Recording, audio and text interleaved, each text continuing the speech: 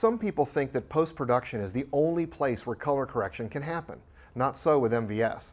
Both the 6500 series and the 3000 feature standard RGB color correctors for every input, plus RGB color correction on every single aux bus.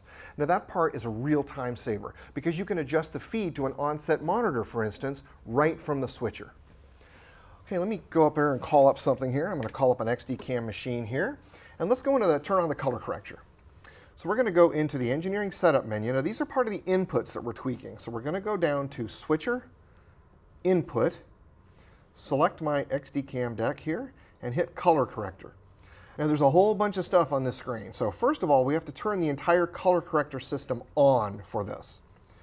Next, let me show you really quick, we have what are called video process. Now this is essentially a slang term, would be TBC controls. I've got video gain, I've got chrominance gain, I've got hue, and I've got black levels.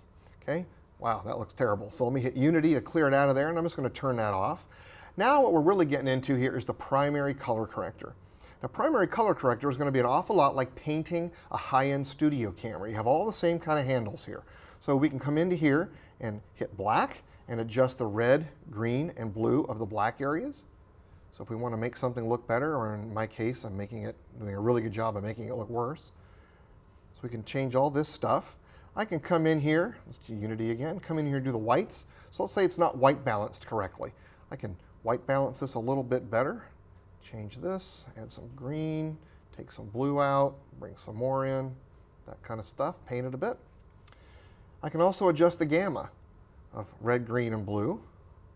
Or if I just want to change the entire gamma, I can do it all. So if I want to add a little contrast to something, maybe pull the gamma down just a little bit. I can also adjust the knee values in here.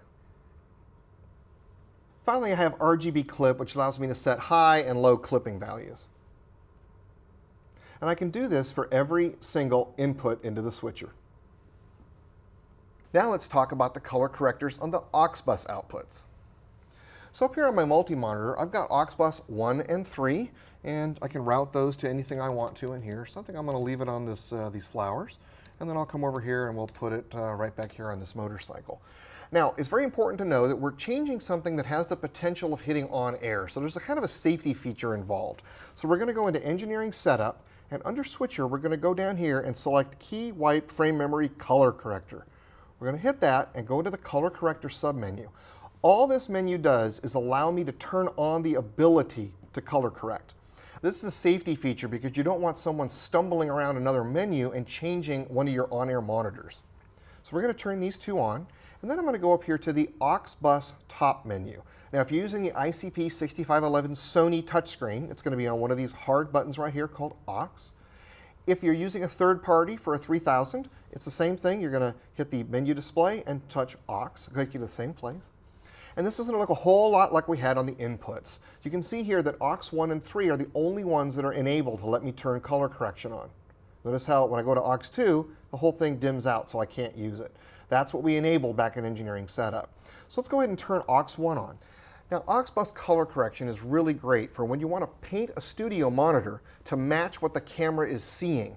You used to have to go and mess around with the monitor, tweaking all of its settings, which kind of ruined it for any other use. Now we can change these things on a moment's notice in the switcher memory.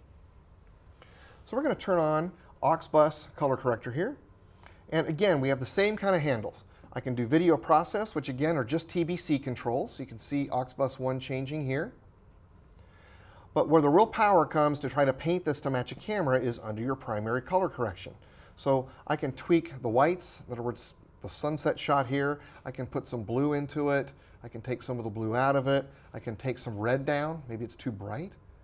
Take a little bit of this down, tweak this, tweak the blacks. I have the same set of handles that I have on the input side. And again, when I've done a really good job of making it look absolutely terrible, I can hit Unity and bring it back. Let's tweak this a little bit more, and then I can come down here to aux 3 and do exactly the same thing. We can come over here, tweak this one. So you can see here that I've got two aux buses completely painted. Now again, using the aux bus color corrector is great for matching a monitor to a camera on set. But don't forget that input color correction is also important. Let's say a couple of cameras you brought in don't match perfectly and they don't have camera control units. You can easily fix that right on the switcher.